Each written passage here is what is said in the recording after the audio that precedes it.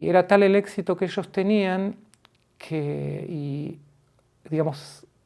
lo que sucedió fue que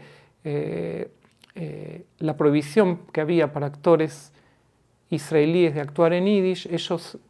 no la tenían tanto porque no eran israelíes en aquel entonces, ellos eran actores extranjeros. Siendo extranjeros se podía actuar en yiddish.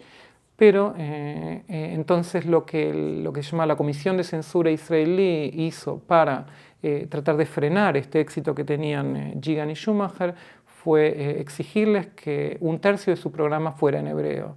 Y lo que ellos hicieron fue, dado que no hablaban hebreo, que no querían tampoco y no iban a poder actuar en hebreo con la misma calidad que ellos actuaban en yiddish, alargaron el programa que tenían, agregando ese tercio con canciones en hebreo que cantaba alguna cantante que ellos traían. Y así lograron, digamos, sobreponerse a esta exigencia. Pero constantemente, durante todos los años de su carrera, cada vez menos, pero tuvieron una lucha muy intensa, con mucha exigencia de pasar a actuar en hebreo, convirtiéndose ellos en un ícono de la lucha por el yiddish en Israel, por lo menos en el ámbito del teatro.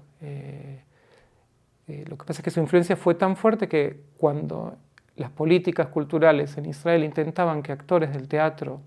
en yiddish se pasaran a actuar en hebreo, ellos habían logrado que actores del teatro hebreo pasaran a actuar en yiddish, porque era un orgullo actuar con Gigan y Schumacher, porque eran grandes actores y porque además había ingresos económicos, ellos llenaban teatros.